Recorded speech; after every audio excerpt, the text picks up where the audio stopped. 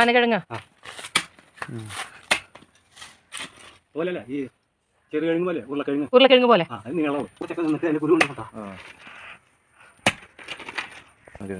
ഇത് കാട്ടിങ്ങ ഇത് കിഴങ്ങുണ്ട്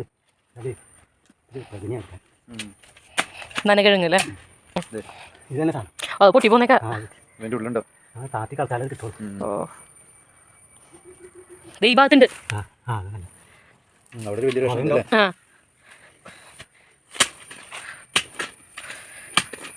മധുരണ്ടോ? നല്ല പുതി മധുരായി. അതെ അല്ലേ, മധുരക്കിഴങ്ങ് പോലെ. അതിന്റെ ഒരു വേറൊരു ഭാഗം ചെറുകിഴങ്ങ് പറഞ്ഞാൽ വേറെ ഉണ്ട്. ഇതിന്റെ പകുതി ഉണ്ടാവും. അങ്ങനത്തെ ഉണ്ട് സാധനം. അതിന്റെ വലുത് ഇത് നമ്മള് മകരമാസത്തിൽ നട്ട് നനയ്ക്കണം.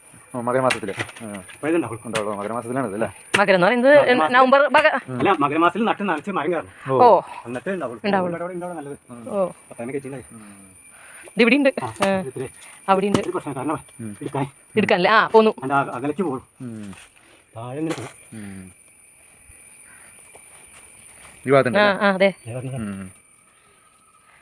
കണ്ടില്ല. മഴ ഇവിടെ ഇടത്തോടൊന്നും കിട്ടണ്ട. ഇടയ്ക്കിടയ്ക്ക് ഒരു ദിവസം ഉണ്ടായില്ല. അത് ശരി. ഇന്നലെ ഉച്ച വൈകിട്ട് തുടങ്ങി മഴയില്ല. ഇന്ന് നല്ല മഴ. വണ്ണമുണ്ടല്ലോ അത്യാവശ്യം. അതെ, ഭയങ്കര വലിപ്പം വെക്കുന്ന സാധനം.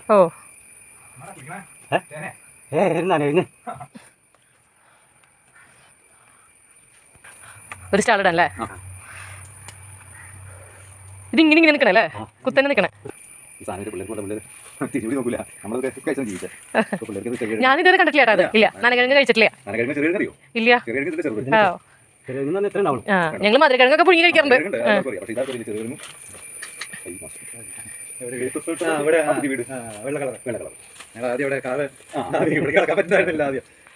ഇത് ഇങ്ങനെ നോക്കിയാൽ നല്ല വലിപ്പുണ്ട്. ഇങ്ങനെ നിൽക്കണേ. അച്ഛനൊന്ന് കൈ വെക്കണോ?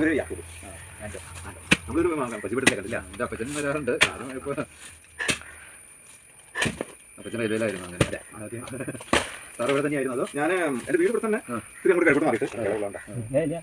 ഞാൻ ആസ്ട്രേലിയയിലായിരുന്നു.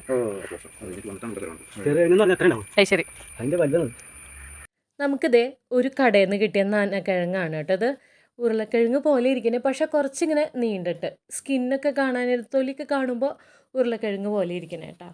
ഇത് പുഴുങ്ങിയും ഒക്കെ കഴിക്കാമെന്നാണ് പറയണേ. കാന്താരി ചമ്മന്തി വെച്ചിട്ട് കഴിക്കാമെന്നാണ് പറയണേ. നമ്മളിതുവരെ ട്രൈ ചെയ്തിട്ടില്ല കേട്ടോ. ഇത് ബാക്കി വന്ന അതിൻ്റെ കുറച്ച് കിഴങ്ങും വേവിക്കുകയാണ് കേട്ടോ.